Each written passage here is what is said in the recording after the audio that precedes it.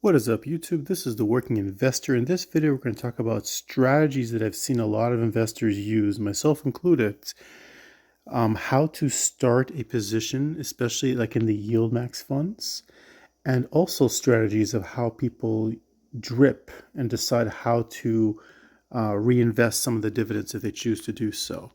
So we're going to talk about three strategies of getting into a position. So for example, you could see here, you will look at the bottom, you have the group A, group B, group C, group D, and you can see here the declaration date, the ex-dividend date, and the payment date. So we're going to focus on these, and let's look at the next payment, which is going to be group B. Now group B, basically, for example, I'll give you a specific example. You see here that they have dividends for NVIDIA, which is NVIDIA, DIPS, and Phoebe, and you have the declaration date. So the question is, when do you want to purchase the shares? So some people are in the camp of purchase everything on or by the declaration date.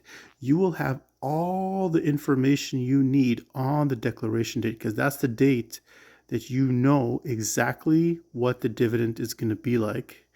And you still have time to purchase the underlying on this day. It's the last day to purchase the underlying. And then October 10th, that is the X date and the record date, the date that the owners of the shares get recorded.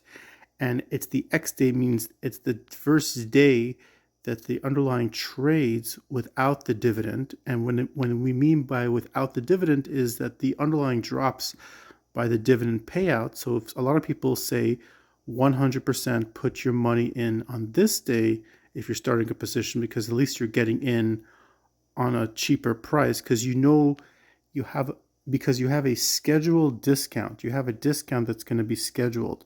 For a lot of these small payment ETFs that pay a very small percent, sub 5%, there's not really much of a drop in the underlying. A few pennies here and there is not going to make a difference.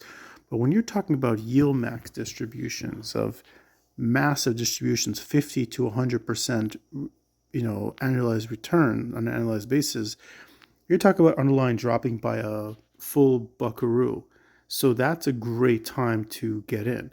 So some people are in the camp of purchase everything on the 9th. That's when you enter a position on the declaration date because you have the information, you have the knowledge, and you get to enjoy the dividends right away or before the declaration date. And some people are like, wait until the ex-dividend date and put 100% allocation on the ex-dividend date. You will not get paid a dividend this month. Well, you have to wait until next month, but at least you're getting in on a guaranteed discount. You have a knowledge of how much the underlying is going to drop, and you have a chance to get in on a good discount.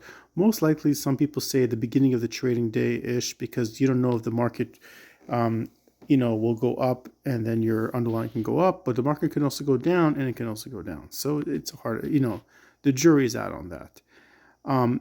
And I've seen some really smart investors that start positions, and I've been doing this recently with a combination of these two. So let's say if you want to put a certain amount in, let's say you want to put 5K or 10K in a position, let's say 10K.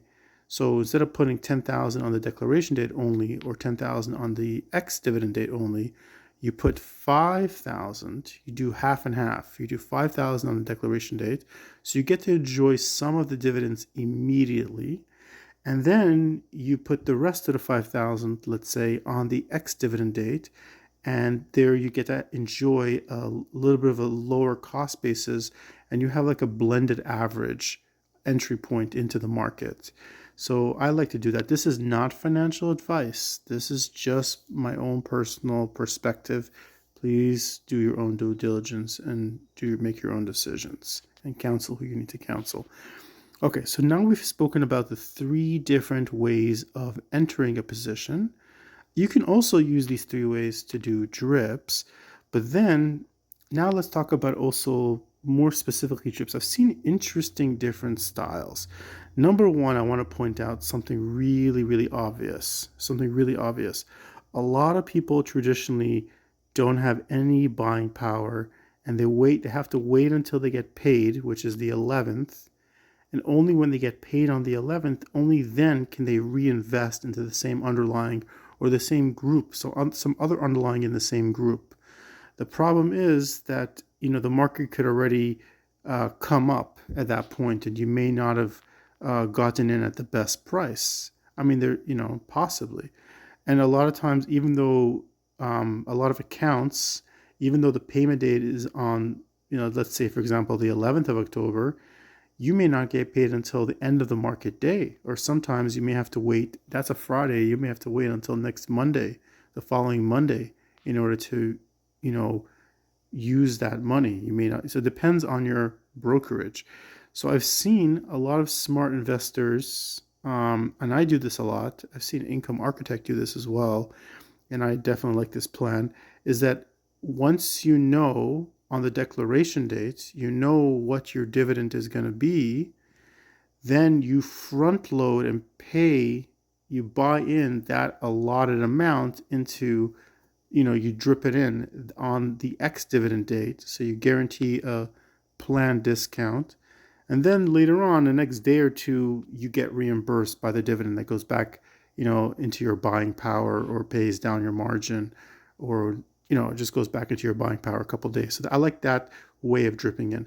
I've seen some really interesting, a different interesting style where, let's say, for example, recently, this is group A, right?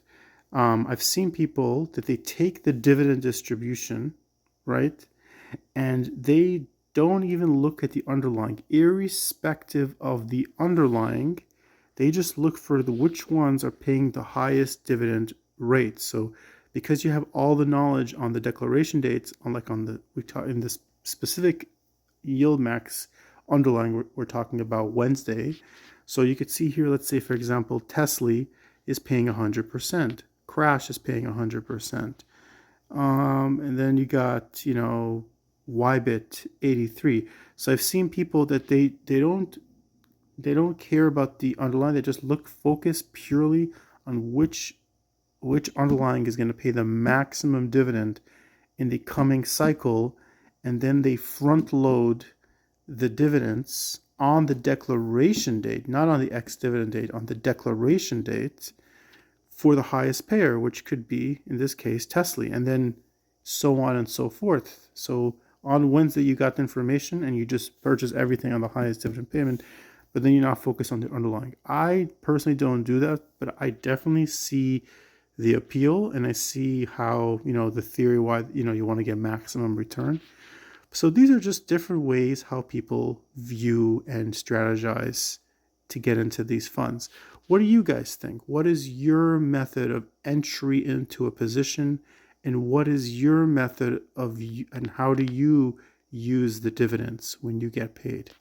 This is the Working Investor over and out. Have a wonderful rest of your weekend.